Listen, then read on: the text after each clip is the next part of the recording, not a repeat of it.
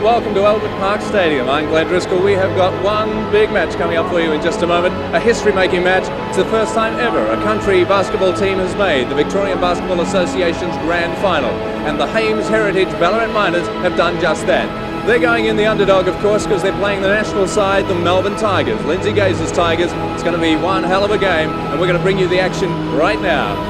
There's no doubt we're all wound up a fair bit and stuff like that. It did take us a while to sort of get going, so definitely the nerves played a little part in it. But you know, having the hometown support and the amount of people that we had there that night was just fantastic. Okay, ready for the tip-off in the big game. The action's about to commence. Up it goes. Gaspard gets the knockdown. Cooks is in there. Picked up by Dave Simmons.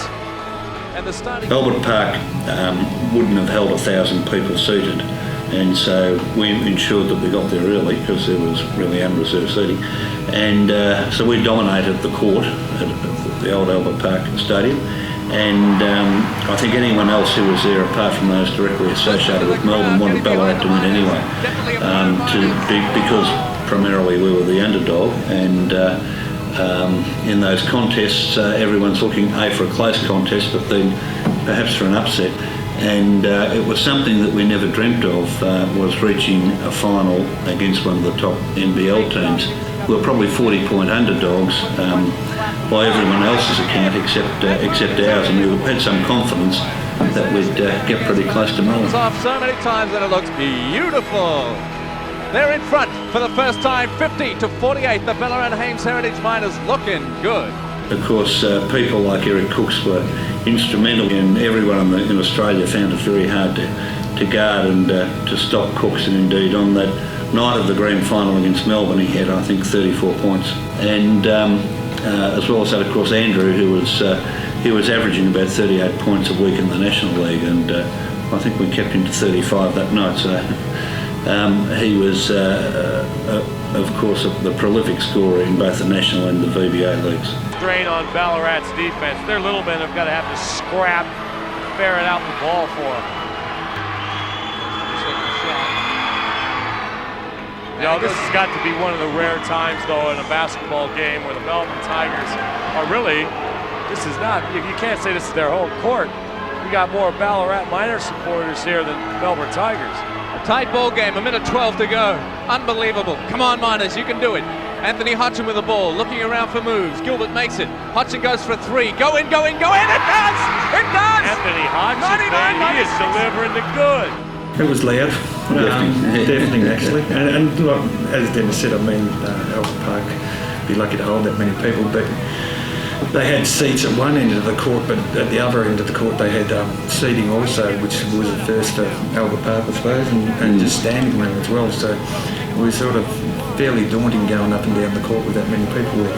Cookie goes! It's in!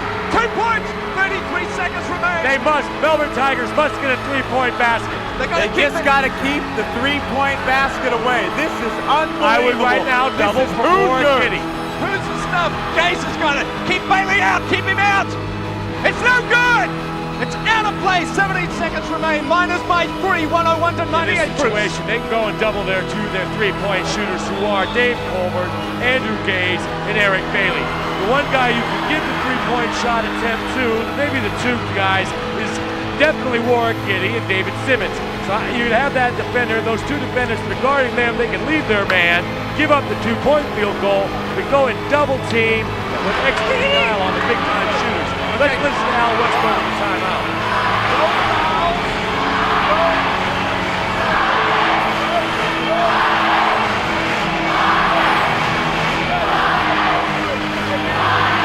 It was a team, and we did work hard together, and we did a lot of hard work to get where we did, and to get the results that we had.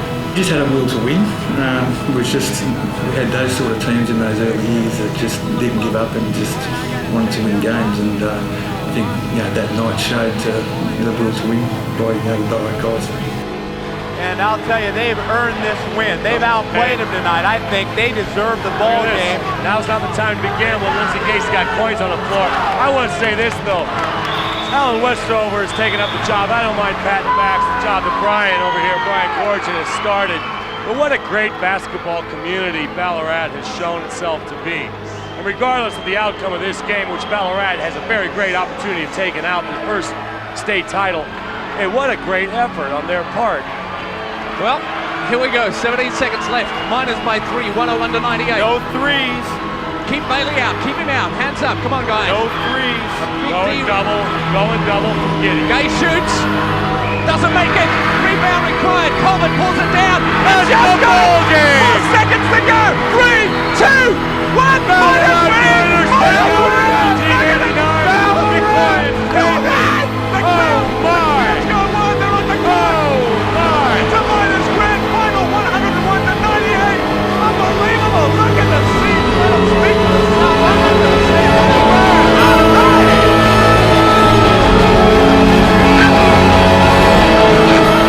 I'm feeling very emotional right now, Glenn. It couldn't happen to a better group of people in a better community. They've earned it, and I am so happy for this ball club.